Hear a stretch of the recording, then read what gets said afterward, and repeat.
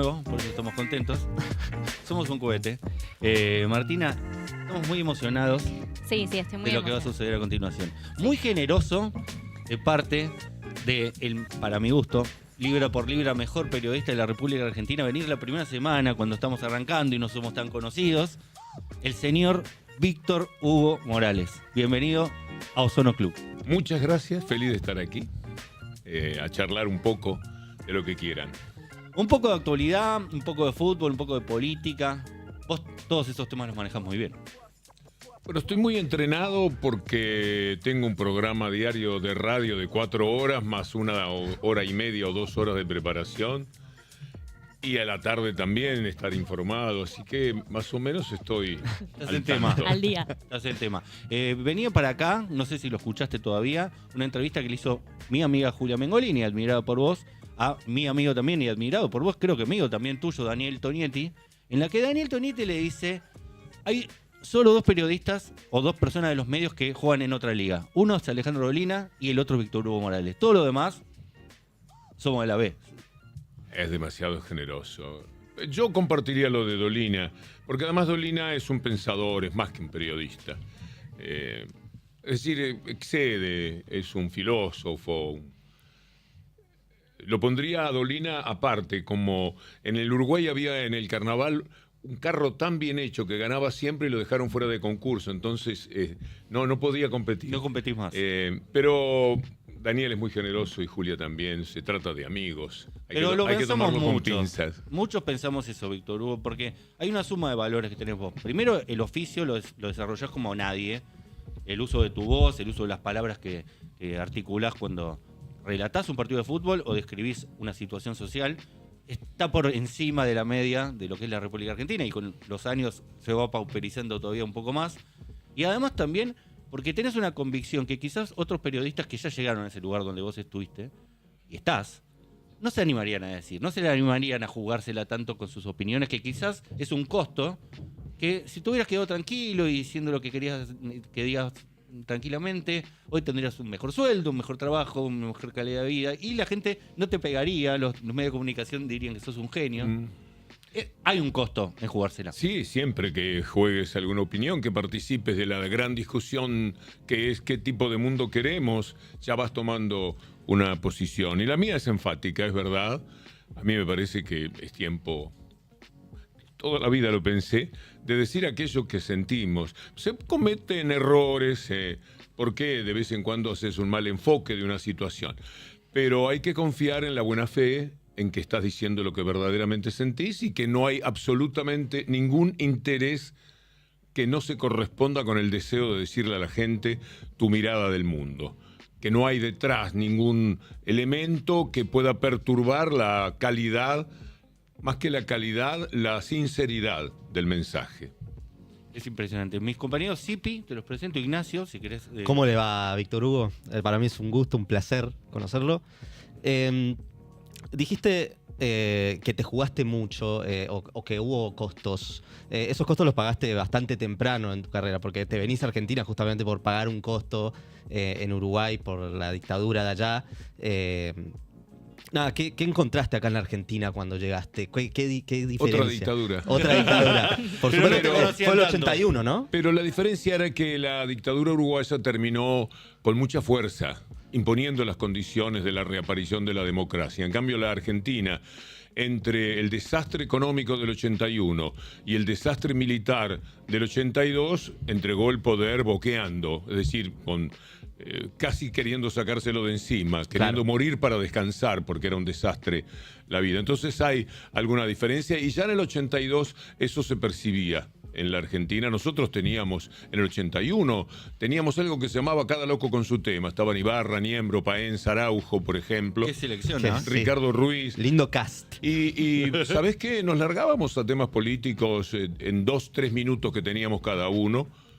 Por ahí algunos se excedía a 5 minutos. Sport 80, ¿no? Sport 80. Mítico programa. En la previa de la transmisión, y decíamos muchísimas cosas ya en el año 82. Quiere decir, la revista Humor del 81 y el 82 mostraba un cambio. Por supuesto que había gente más osada entre los que estábamos, humor era una bandera. Claro. Y gente que estaba un poco calculando, como cuando vos ves un charco el día de lluvia y sacás cuenta de cuánto saltar para no mojarte. Bueno, había gente que hacía ese cálculo, pero que de todas maneras se lanzaba a la lluvia. Increíble. Víctor Hugo Morales está con nosotros. Coincide, mirá lo que son las cosas, ¿no? Cómo el destino está fijado. Vos estás íntimamente relacionado a Diego por el Barrilete Cósmico, el mejor relato del mejor gol del siglo. Pasado ya. Pero vos, tu primer partido relatado en la República Argentina coincide con el primer partido de Diego Armando Maradona jugando en Boca. Toda mi vida es Diego. Mi vida de relator.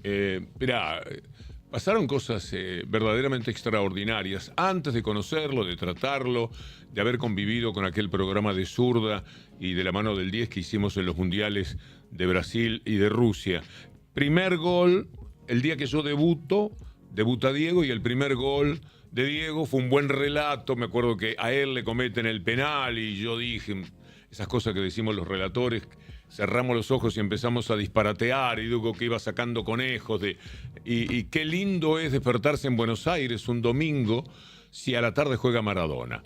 Y eso Wow, era lindo. Y después cuando tira el penal, yo atiné, lo tiró suave, con el arquero yendo para el otro lado. Se me ocurrió decir que la había soltado como una lágrima, una cosa por el estilo. Hermoso. Y eso muy rápidamente tuvo una pequeña trascendencia. Entonces Diego se convierte en mi bautismo.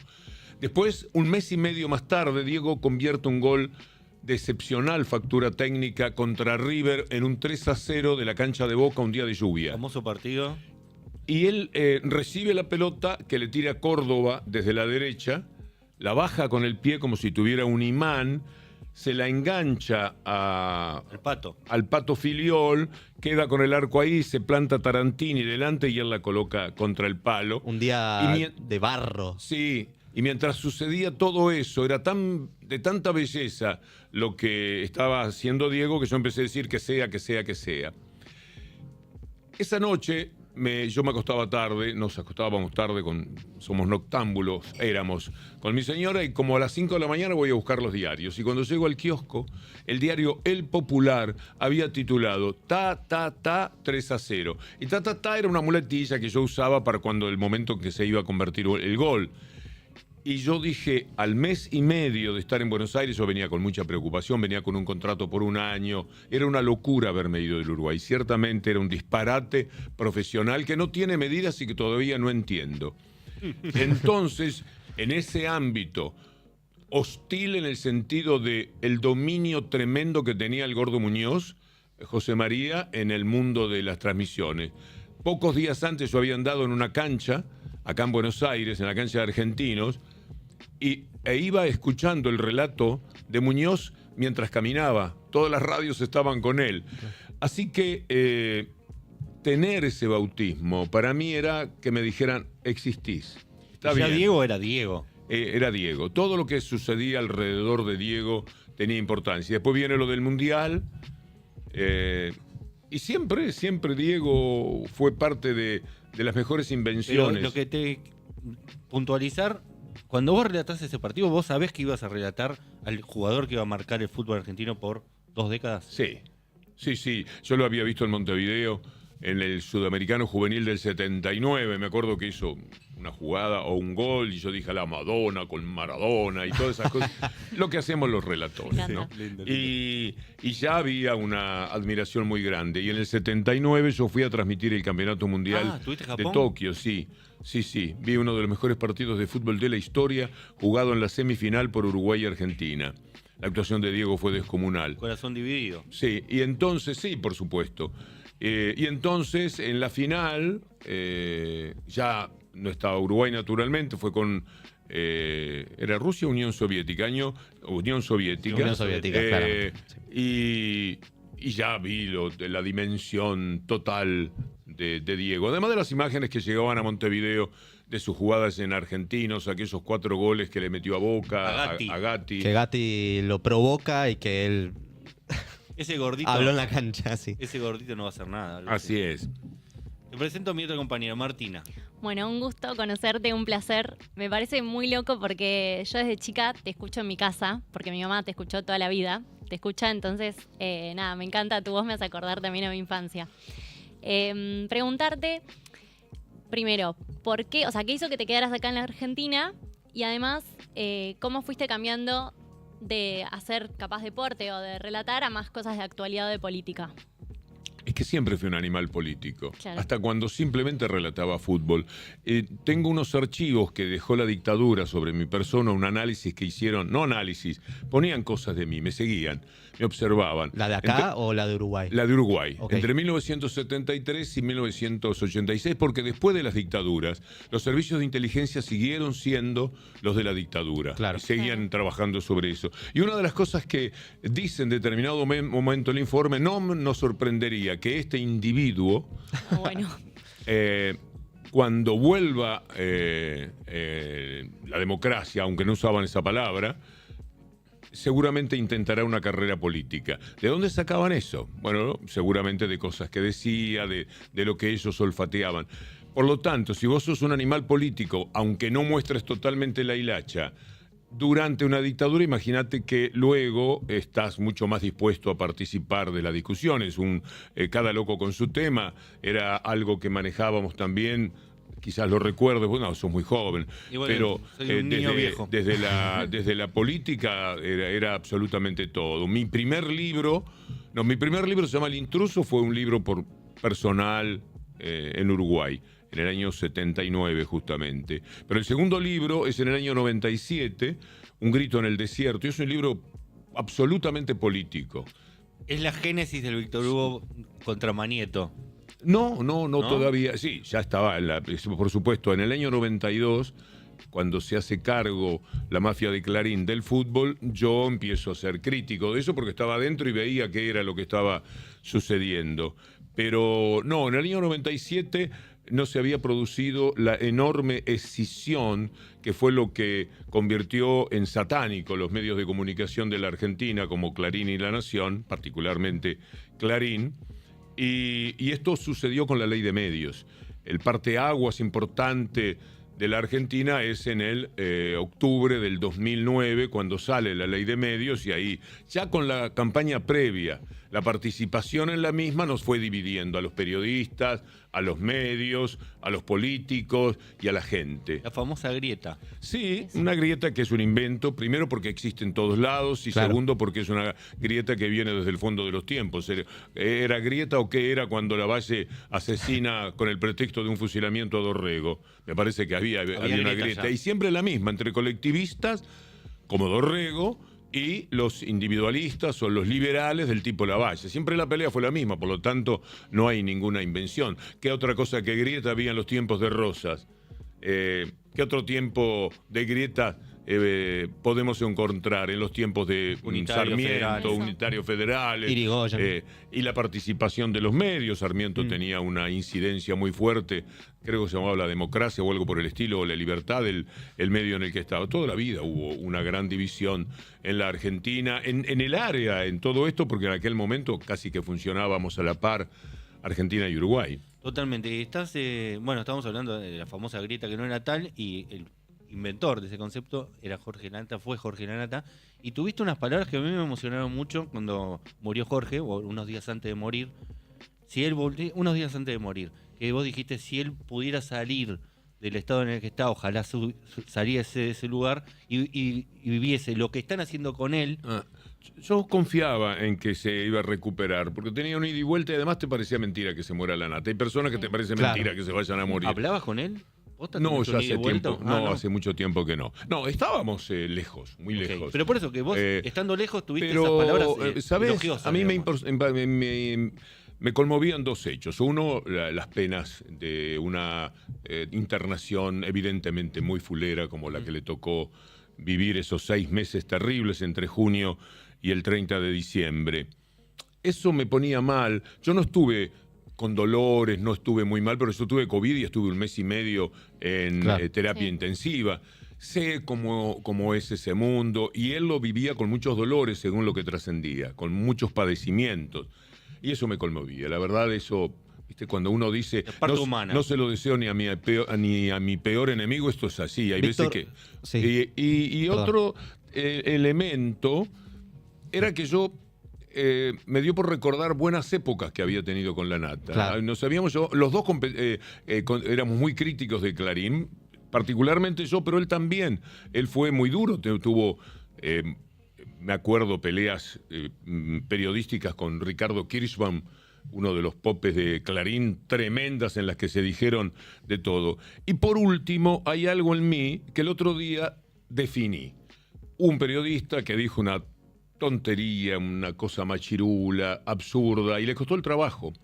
Sabemos todos quién es. Sí. Y a mí me dio por pensar en él, en la soledad en la que te quedás, cuando no tenés ni siquiera un amigo que te diga qué injusticia cometieron, porque a veces somos víctimas de injusticia. Pero en este caso no. Y la verdad es que, yo digo, pero no tengo que estar preocupado, pero pensaba en la soledad de ese individuo. Y entonces empecé a revisar que siempre me sucede, es como que tengo miedo de que me suceda a No mí te va a pasar algo eso. parecido, en el sentido de, por lo que fuere, porque los motivos pueden ser muchos, en el que te quedes solo, que te quedes al margen de recomenzar tu vida y tu carrera. No te va a pasar, Víctor Hugo. Esperemos, Dios No, te no. oiga, porque somos hojitas en el viento, somos humanos, somos personas que no sabes qué error podés llegar a cometer.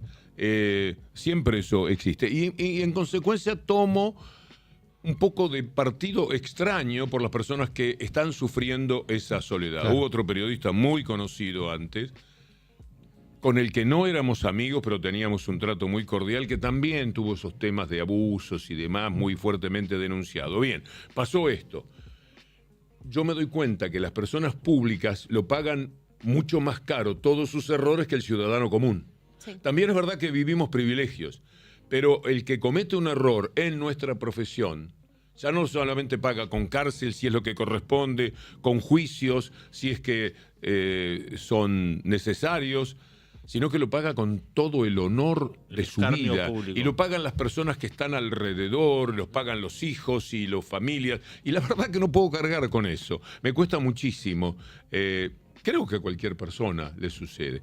Yo sé que llamó la atención lo de La Nata, por otra parte, A mí me pareció genial. sí, Pero aparte, saliste a destacar las cosas muy buenas que él tuvo, que sí, son innegables, ¿no? Yo lo sentí así porque lo que le hizo Clarín, lo que le hicieron a La Nata, que debería ser una advertencia para los que se juegan a veces por patrones superpoderosos. Aprende, claro. No tienen piedad, no había gratitud. Estaban preocupados de hasta cuándo le iban a tener que pagar el sueldo a un tipo que estaba luchando entre la vida y la muerte. Permitieron la ofensa desde el canal estrella del grupo. Permitieron que se dijera cualquier cosa de la esposa, que no pudieron sostenerlo porque era una mentira, porque era un absurdo. Nunca más dijeron nada, pero hubo una tarde que le dedicaron a envilecer la vida de la esposa, de la persona que había sido tan útil y a través de la cual habían conseguido buena parte, porque Mañeto es deudor grande de lo que La Nata le dio. Si se portan así con Jorge y La Nata, Sí. que pueden hacer con vos, ¿no, Víctor Hugo? Y Víctor Hugo, hablando de esto que vos decías de ser un animal político, estar comprometido con lo que está pasando, ¿cómo ves hoy a los jóvenes, digamos, con lo que está, o sea, como que yo veo que hay algo de la rebeldía que cambió, como que antes era una rebeldía para buscar un mundo mejor y hoy eso como que no está tanto. Por suerte estamos hablando de algunos jóvenes. No sé si mayoría, si un tercio, no tengo elementos para hablarlo, pero es indudable que hay un mundo juvenil muy particular, muy desinformado, muy desinteresado del valor de la información, muy alejado de las pautas que se puedan ofrecer desde el periodismo, muy incapacitados de discutir cuando aparecen noticias y comentarios, y muy hecho a esta cultura de lecturas breves, de no libros. La emoción de un libro, yo terminé anoche un libro, me leí ayer de tarde, un libro así de ¡fum!, de corrido. Cuando yo lo termino, es como me dan ganas de gritar gol. Claro, En las placer, últimas ¿no? páginas me falta poco para decir Sí. ta. Me da la sensación de que esos jóvenes están muy fácilmente en manos de elementos primarios del humano, no en manejos sensibles. La sensibilidad es algo que se elabora, que se cultiva, a la cual la podemos hacer mejor informada, más culta, más preparada para preocuparse por el otro. No sé cuántos son, pero indudablemente tienen gravitación y son parte importante de lo que le pasa a la Argentina hoy día. Quizás la Sí. batalla contra la SAD, contra los clubes de barrio, que son un espacio de contención para los jóvenes, que a su vez le da un objetivo, le da un lugar donde son escuchados, pertenecen a un colectivo. Por eso quizás también no le gusten los clubes de barrio. No es solo una cuestión económica, sino que eliminando eso ya capaz es el último bastión en los barrios para sostener todos estos chicos, ¿no? Quitarle esa pertenencia a los chicos es un crimen. Y por suerte resisten, ¿eh? Hay gente que está haciendo un sacrificio enorme en los clubes para pagar la luz, para sostener el presupuesto sin aumentar la cuota, porque en general la gente es clase media tironeada para abajo. Y me parece que los acontecimientos deportivos de los chicos y los musicales, esas orquestas infantiles, dan una pertenencia que los hace mucho mejores a los chicos. Es muy, pero muy importante que eso sea sostenido y lamentablemente estamos en una época en la cual hay una deserción del Estado de algo que tendría que ser por inteligencia, porque vos invertís un poco y lo que se expande eso en el trabajo que la gente pone, en el amor que los padres y los sostenedores de las instituciones ponen, que vos estás haciendo una contribución cultural muy, pero muy importante. Estás haciendo seres humanos mejores, me parece, ¿no? Totalmente, estamos de acuerdo. Te escuchaba hablar de lo de la nata, de un gesto de humanidad que es reconocer la situación apremiante en la que está un ser humano cuando está enfermo, y cómo uno por ahí tiene que dejar de lado disputas políticas que estuvo antaño para solidarizarse con una persona que está en una situación delicada. Y te escucho hablar de los jóvenes y pienso que capaz un poco de esa camaradería que tiene que ver con códigos quizás más de antaño, está medio desdibujada en un contexto de cultura de la cancelación, en la que alguien dice algo y se lo demoniza automáticamente de ambos lados. ¿Crees que se están perdiendo esos códigos? Muchísimos, sí, muchos, hasta el lenguaje.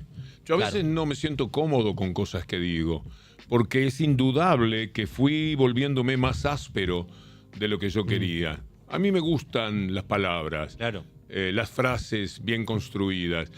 Y ahora, en este juego político que se ha dado en los últimos tiempos, si yo miro, digo, estoy diciendo cosas que no pensé que las iba a decir, y menos todas juntas, de vez en cuando, en lo que implica la evaluación del comportamiento de los gobernantes, por ejemplo, Milei, todo lo que es la banda paracaidistas que cayeron al mundo de la política para... Timberos. Sí, gente, pero te dan una ventaja. Hay muchos que se mortifican porque Milei de vez en cuando le dice cualquier cosa a los periodistas. A mí me dijo algo muy duro, muy fuerte, muy descalificador. Y yo dije, ¡ay, qué suerte! ¡Qué suerte! Porque, no por aquello de que lo tomo como de quien viene, no, porque me habilitaba a no tener ningún motivo de respeto especial por su condición de presidente. Es decir, El juego te lo abrió él. el respeto es algo Se construye de dos. que tiene que ver. Es decir, nadie le faltó el respeto tanto a un presidente como los periodistas que vemos con disgusto la presencia de Milei, a nombre, por supuesto, de las corporaciones en el gobierno. Y se ha perdido eso, se ha perdido la valoración del diálogo, de escuchar. La derecha es muy particular, ¿no? Como no tienen razón, de verdad que no la tienen. Vos no podés tener razón en preferir un mundo para unos pocos cuando hay quienes luchan por un mundo más justo para la mayoría. Cuando vos querés un mundo igualitario, no porque pienses que un día va a haber igualdad, imposible es eso. Pero si vos tendés a un mundo igualitario, seguramente que vas a colaborar para que el mundo sea un poco más justo por lo menos. Es la utopía para Galeano, Sí, ¿no? y la derecha, ¿qué puede defender la derecha? Y es muy difícil para ellos. Entonces caen en no escuchar, en responderte cualquier cosa, en decirte un disparate. Vos querés argumentar en la discusión y de inmediato va a surgir algo que, como decía un querido profesor mío, don Ernesto, caminaba entre los asientos y decía, lo único que van a encontrar invencible en la vida es la imbecilidad. Y es invencible. Cuando alguien te dice un disparate, algo que no tiene ni pie ni cabeza, que no tiene ni ton ni son, es cuando vos te quedás como diciendo, ¿y ahora cómo sigue esta ¿Cómo se discusión? contesta esto que me está diciendo? Claro, en la modernidad está pasando mucho eso, ¿no? Que hay argumentos que no son argumentos siquiera ya. Hay momentos de la actualidad que no cualquiera. Trajimos escogidos porque sabemos que te interesan y queremos reproducirlos en este streaming para que quede la opinión de Víctor Hugo Morales sobre cosas que está haciendo el gobierno de Javier Milei, algunas bien, otras más o menos. En este caso puntual, lo hablamos ayer, es increíble lo que sucedió. No sé si hace falta que te pongan los auriculares. Con que mires, estamos bien. Hablamos de Santa Cruz, hablamos de, no sé si era Caleta Olivia, y Vialidad Nacional, es decir, el Estado Nacional, usando los fondos públicos que no usaron para casi nada. Que no están haciendo rutas. Que no hay Claro. obra pública, porque genera, por supuesto, déficit cero. Destruyen la insignia de un hombre ilustre de la República Argentina. ¿Cuál es tu opinión más profunda sobre esto, más allá de lo burdo? Yo había leído que esto había ocurrido y ya estaba muy dolorido, pero no me lo llegué a imaginar. Cuando lo vi, sentí una gran impotencia, un dolor hasta físico, te diría. Sí. Porque esto es el colmo de la maldad, de la crueldad. Esto es para ofender a la familia de Osvaldo, para Osvaldo Bayer, no lo nombramos por las dudas. para que todos los que hemos amado a este hombre, este poeta, este sociólogo, este observador, este cineasta, que aportó una de los guiones más importantes para la historia del cine, yo sentía que nos estaban aplastando a todos en el momento en que llevaban a cabo esta tarea. Por otra parte, tan innecesaria. Vos fíjate que en el medio de la nada estaba esta construcción hecha pensando en Osvaldo Bayer. ¿Qué les molestaba ahí? ¿Cuánta gente pasará por ese lugar? ¿Por qué tomar una medida de esta naturaleza? Bueno, esto creo que marca hasta dónde pueden llegar en la estupidez, en la capacidad para odiar, en el odio que los habita y que nos tiran a todos los demás. Hay que ver esto. Y yo digo, si cualquier persona que haya presenciado esto no se conmueve, ya no tenemos un problema de derechas e izquierdas.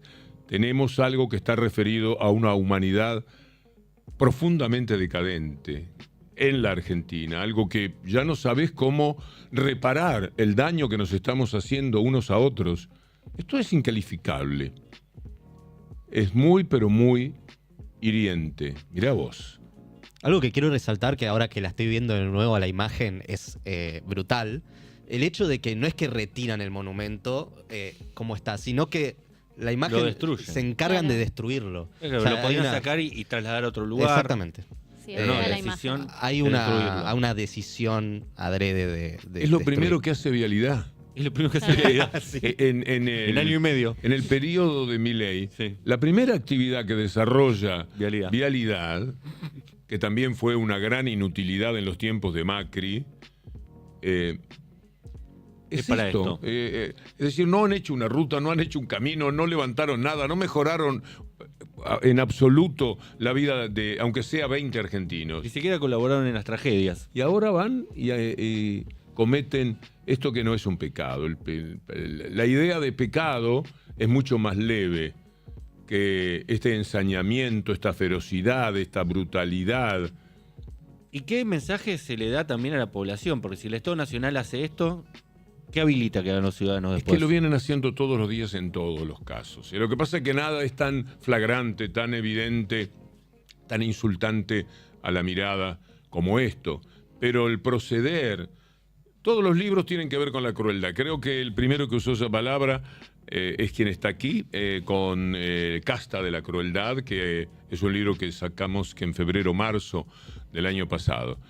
Después vino Goce de la Crueldad, después vino El Arca de la Crueldad. Es decir, la palabra crueldad está pegada a los valores que entendemos de este gobierno de Milei. Me parece que ya no tienen manera de retroceder, porque por otra parte ni siquiera tienen deseos de hacerlo, solo les queda huir para adelante, odiar más. No tienen manera de recomponer. De esto no se vuelve. De ahí no se vuelve más. No. ¿Cómo se vuelve a destruir? Aparte, hablando con amigos también, ni siquiera es que, que estaría mal también, pero no es un dirigente político, digamos. Es una persona de la cultura que ni siquiera era kirchnerista, ni siquiera era peronista. Era una persona de izquierda, pero no relacionada con el universo que buscan de alguna manera dar la batalla cultural. Contra Bayer no se estaba dando la batalla cultural. Pero ese mismo día, en el diario La Nación, salía un atroz artículo contra Rodolfo Walsh. Entonces, apuntan absolutamente a todo, estigmatizan. Claro. Los medios, en su posicionamiento, son los que crean el ámbito posible para que Milei después pueda cometer estas... Idiotez es una palabra modesta, porque es más profundo todavía que eso. Pero son los medios, es decir, Walsh, que en el corazón de la gran mayoría, ese respeto que se ha tenido por los luchadores. Me parece que hasta quienes han visto las cosas un poco más hacia la derecha en el espectro político, han respetado. Todo hombre que se jugó por sus ideas merece una consideración especial. Toda persona que jugó su vida, jugó su felicidad, muchas veces hasta sus hijos que quedaban desamparados. Todas esas personas tienen que tener el margen de consideración que en lo humano, que lo mínimo, estoy hablando de lo mínimo, nosotros lo admiramos, lo valoramos, lo leemos y cultivamos el mundo Walsh. Pero si vos no querés llegar a esto, por lo menos respetá esa trayectoria, porque la mayoría de los seres humanos podemos jugar estas opiniones, etcétera, pero si a mí me dicen que participe de un hecho subversivo y sé que eso me va a costar cárcel, tortura y muerte, no voy a dar un paso. Quiere decir que aquellos que lo hacen, por lo menos han tenido un coraje especial para asumir la profundidad de sus ideas, equivocándose, errando el camino, pero jugando. Pero incluso dejando una obra mayúscula para lo que es la literatura argentina, ¿no? Un escritor que está considerado uno de los 5 mejores escritores de la República Argentina. Entonces, además, si no lo vas a valorar por la ideología política, por lo menos respetá su obra. Una pérdida de contexto total, porque cuando uno lee Operación Masacre, puede advertir de dónde vienen los terribles dramas que se vivieron en los 70. Vos lees Operación Masacre y no precisás más caminos, eso tan terrible. Walsh, que fue además un hombre, ustedes vieron la película Enigma, ¿se acuerdan? No aquel recuerdo. que desencriptaba, desencriptaba. Sí, los mensajes de los alemanes. El código ellos. Enigma. Sí. Sí, actúa Benedict Cumberbatch.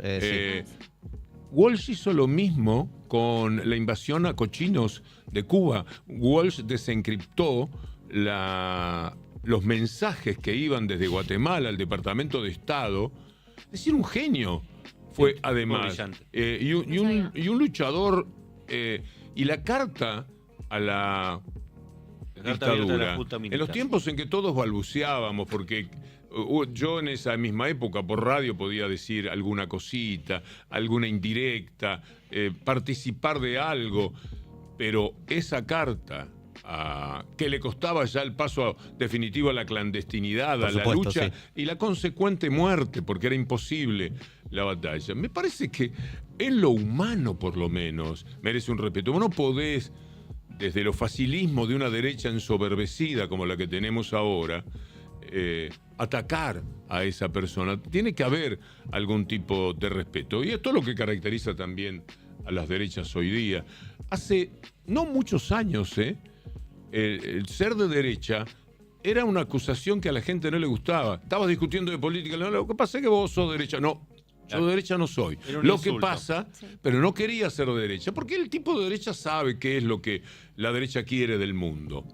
Ahora se han ensoberbecido, como el Ku Klux Klan se quitó las fundas que usaban en la cabeza y da la cara, y la AEA, la Asociación Empresaria Argentina, eso de Manieto, Roca y toda esa caterva de personajes atroces que roban el país como uno no puede llegar a imaginar. También ellos se sentaron en septiembre del 23 y le dijeron al futuro gobierno, el que viniese, todavía no creían que pudiera ser Milei, qué era lo que había que hacer, y Milei vino e hizo lo que ellos quieren. Entonces, ahora sí un poco se lucen sintiéndose derecha, claro. Y los que escamotean su punto de vista, los que se un poco retroceden en la discusión son las izquierdas.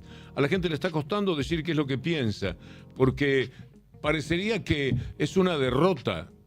La cotidiana que tenemos motiva que cueste a muchos expresar sus sentimientos políticos. Sí. Estás como acorralado.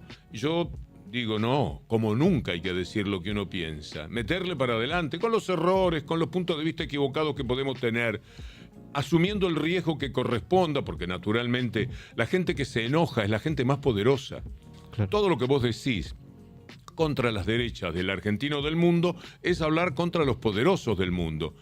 Vos atacás a un club porque quiere ser sociedad anónima y decís tus cosas de ese club. Se enojan los hinchas, en el fondo porque le estás pegando a ese club. Claro. Se enojan los dirigentes que están queriendo hacerlo. Se enojan los amigos de los dirigentes que son personas que se mueven en el mundo empresarial posiblemente. Es decir, vos criticas a una persona y estás creando un mundo de enemigos o de gente. Bueno, hay que asumirlo y si no, tranquilo para tu casa, a pasarlo más humildemente, más tranquilo. Ok. Te escuchaba, hablamos de Bayer, de Walsh, un gobierno completamente ensañado con el periodismo en general, con la mirada crítica, ¿no?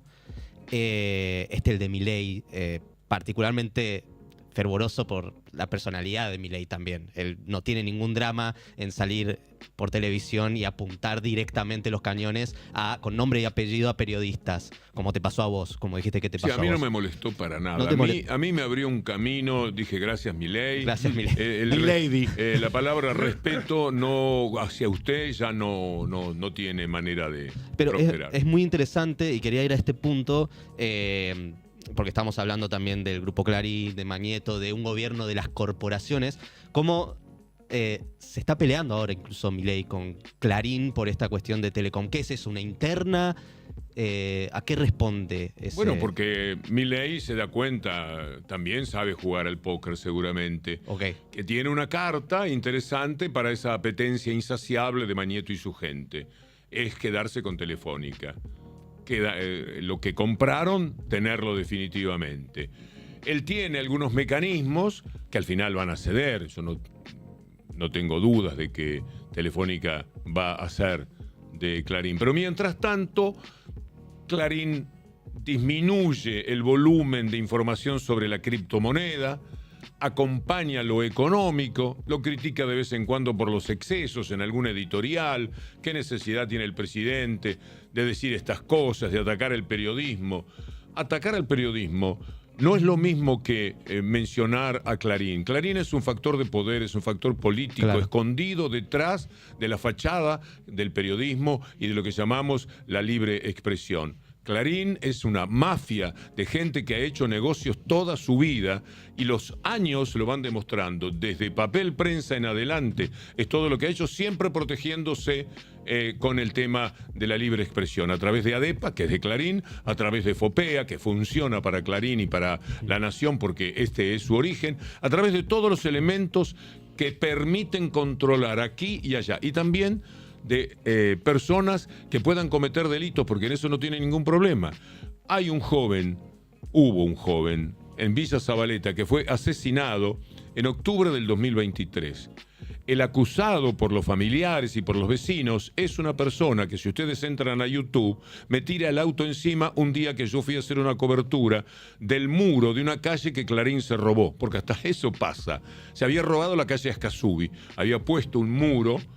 Y nosotros fuimos a hacer una nota allí porque los vecinos se quejaban, algunos. Los otros, los que recibían cablevisión gratis, los que recibían algún tipo de beneficio y sobre todo los que le tenían miedo a la patota de Clarín no decían nada. Yo estuve en juicio con el personaje en cuestión, me ofreció dinero para que yo retirase y no quise hacerlo y estamos todavía en un conflicto que la justicia... Bueno, con su... Vos sabés que no va a fallar a tu favor. Ese personaje es alguien que respondía a Clarín. Cometió, dicen los sectores víctimas del crimen, cometió un atroz crimen contra un muchacho barrendero, Dante Lencina. No pasa nada, sigue fugado. La policía no lo busca. O lo busca con muy poco énfasis, porque yo recuerdo cuando me pasó a mí que vinieron, nos agredieron, me tiraron el auto encima y nos echaron del lugar a nombre de Clarín, mientras discutían con los vecinos, a vos que te da Clarín y a mí me da tal cosa, me da la luz, me da Cablevisión. Bueno, mientras sucedía eso y nosotros nos íbamos, violín en bolsa poco menos, a 3 cuadras estaba la policía de la zona y cuando pasamos dice... No fuimos porque si vamos se armaba un lío mucho más grande, ¿me entiende? Le digo, sí, quédense tranquilos. Entiendo Este por es qué el trabajan. mundo del poder. Llegan a absolutamente todo. Entonces se quedan con Telefónica, ya se quedaron con Telecom, ofenden como ladrones mientras ellos te roban. Es decir, los ladrones del país son los que no lo endeudan. Los que lucharon para que la Argentina se desendeudara.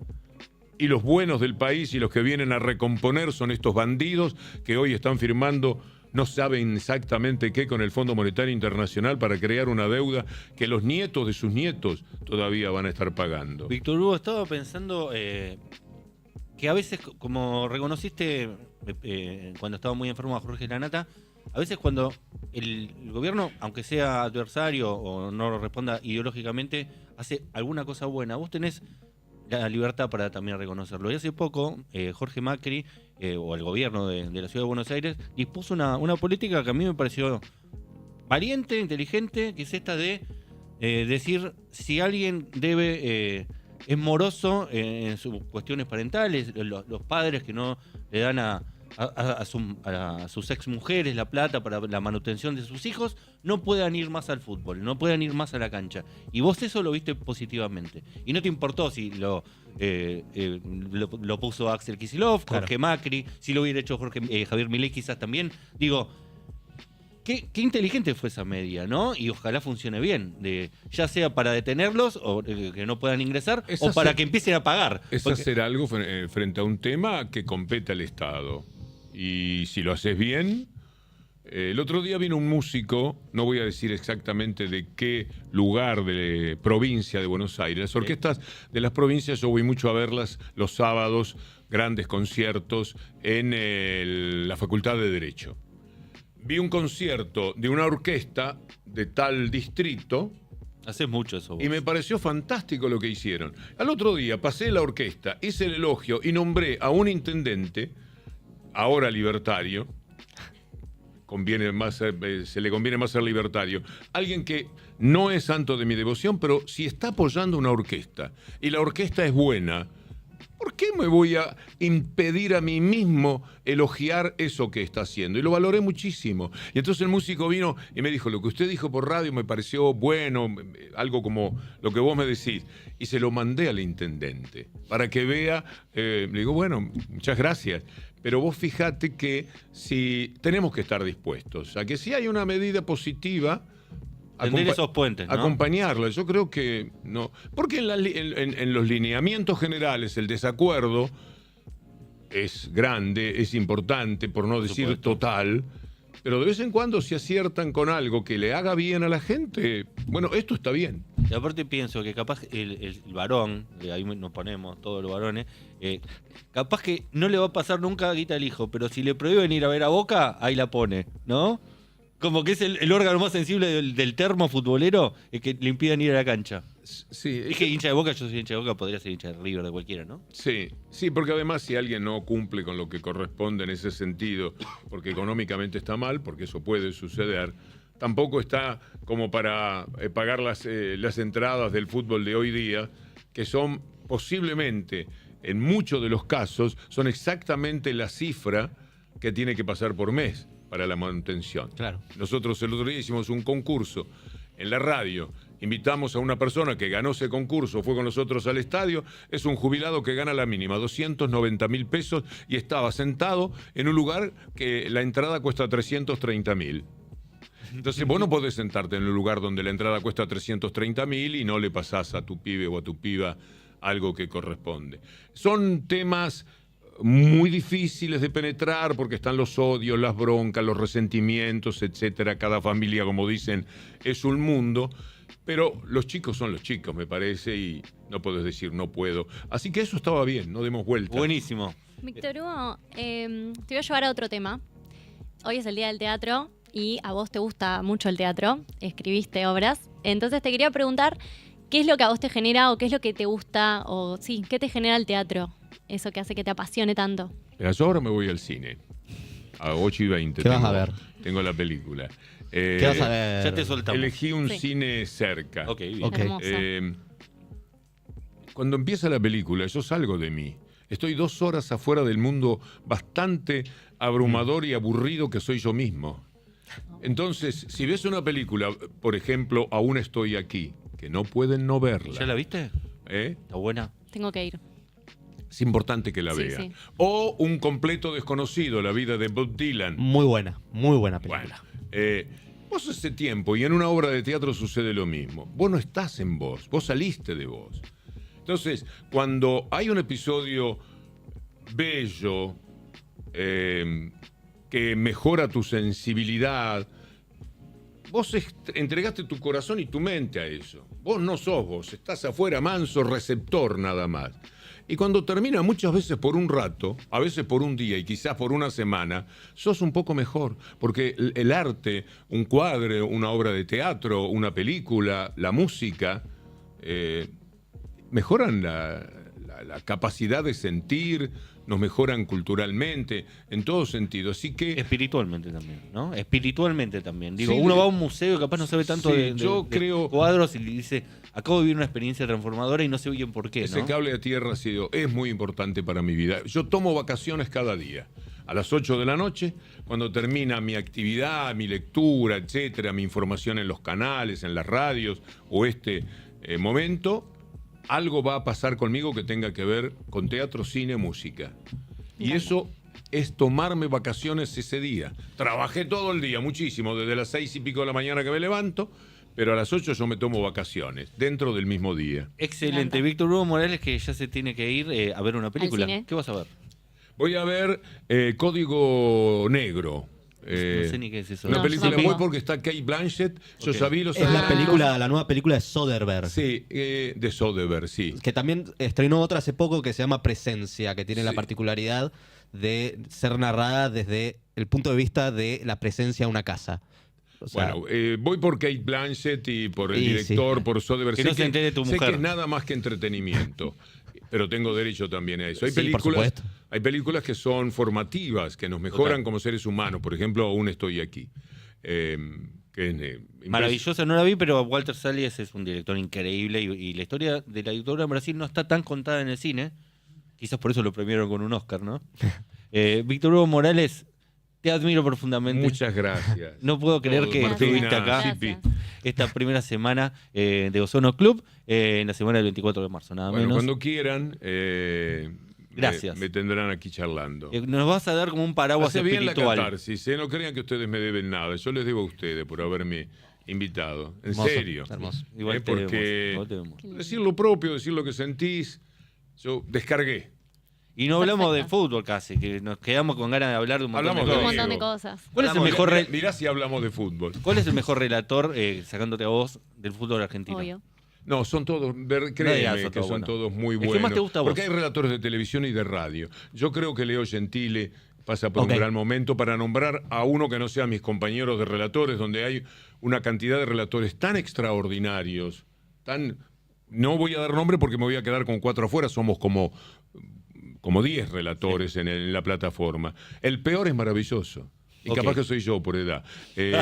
No, el relato de radio, escuches donde yo he escuchado en el interior, por ejemplo, alguna vez un relator, una radio, y digo, Buenísimo. buenísimo. En cambio, el relato de televisión, tengo mis objeciones, que no vale la pena manifestarlas porque no suma para nadie. Yo, además, toda mi vida, debo ser justo, el fútbol lo miro con el volumen bajo. Ok. Como ¿Qué me van a Riquelme. contar? Como Riquelme dice. Sí, sí, sí. Nos que falta pone- hablar de Román, otro de los Riquelme temas que nos dice que falta pone nombrar. cumbia para... Bueno, Román La es nueva un luna. hombre Tambú, tambú. en una encrucijada política. Le ganó a Macri. Un montón. lo acostó a Macri. Quizás el único, ¿no? Sí, el único. Quizás el único que le ganó a Porque Macri. todavía hay gente agradecida. ¿Cómo vos podías votar a ese Aragán inútil contra el tipo que te dio la felicidad de aquellos tiros libres que eran obras de arte, de aquellos pases milimétricos, que te dio victorias, que te hizo sentir Gardel? ¿Cómo podías elegir? ¿Cómo se le podía ocurrir a Macri que él le podía ganar a Riquelme? ¡Qué ofensa! Y gracias a vos que me permitiste ver en Lugano, que no tenía cable, a Boca ganando el Real Madrid 2-1. Sí. Porque si no hubiera sido por vos, ese partido no lo podría haber visto. Gracias por haber pasado. A Por ustedes, Ozono muchas Club, gracias. Víctor Hugo. Gracias.